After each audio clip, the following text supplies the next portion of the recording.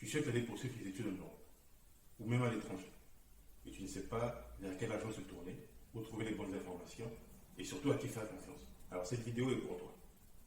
Aujourd'hui, je vais te parler de 4 pays via lesquels tu peux dès à présent démarrer ta procédure si toi aussi tu as envie d'aller poursuivre des études hors de ton pays d'origine. Mais avant d'entrer dans le vif du sujet, laisse-moi tout d'abord te conseiller de cliquer sur le bouton rouge afin de t'abonner et ne pas manquer les futures vidéos que je posterai dans cette thématique d'éducation, voyage, à l'étranger pour le travail, mais aussi de business.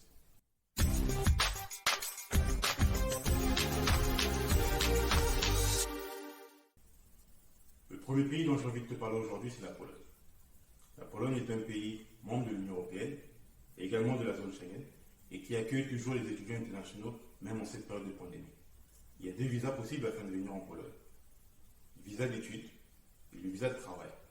Je reviendrai sur le visa de travail dans une prochaine vidéo, raison pour laquelle, une fois de plus, il faut cliquer sur le bouton rouge t'abonner et ne pas manquer cette vidéo-là une fois que je la posterai.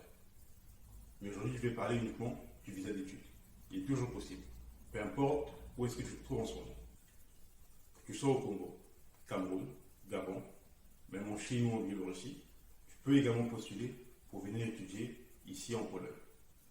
La procédure est très simple.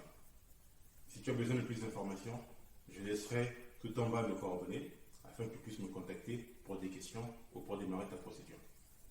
Le deuxième pays dont je vais parler, c'est la France. C'est un pays qui n'a pas besoin d'introduction. On a tous un frère, une sœur ou une connaissance qui vit en France. Donc du coup, c'est une destination qui est toujours prisée, mais qui est également ouverte pour les étudiants étrangers. Je veux rappeler une chose, c'est que pour la France, je ne travaille qu'avec les universités privées. De cette façon, ça permet aux étudiants de pouvoir démarrer leur procédure à tout moment de l'année.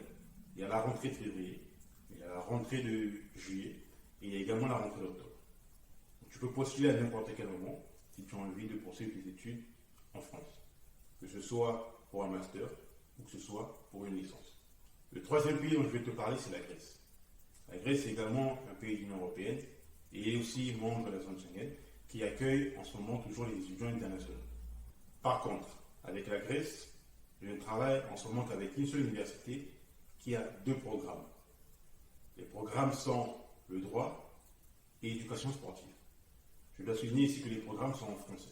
Donc si tu n'as pas envie de faire une année de langue, tu veux directement continuer en droit et en Grèce, c'est possible, contacte-moi et je te fournirai plus d'informations. Le 4e pays, et tout dernier dont je vais parler dans cette vidéo, c'est la Thaïlande. La Thaïlande, c'est un pays d'Asie très développé qui accueille en ce moment toujours les étudiants étrangers. C'est un pays qui a très bien géré la situation de pandémie et qui est toujours ouvert, mais aussi a un programme très intéressant pour ceux qui ont envie de travailler. Parce qu'en Thaïlande, avec le programme qui est ouvert en ce moment, tu bénéficieras déjà de 6 mois de langue, d'apprentissage de langue, anglais et thaïlandais. Tu auras 6 mois de cours accélérés par rapport à la formation au programme que tu choisiras. Et ensuite, tu auras 6 mois de stage. 6 mois de stage rémunérés et dans le domaine que tu auras étudié.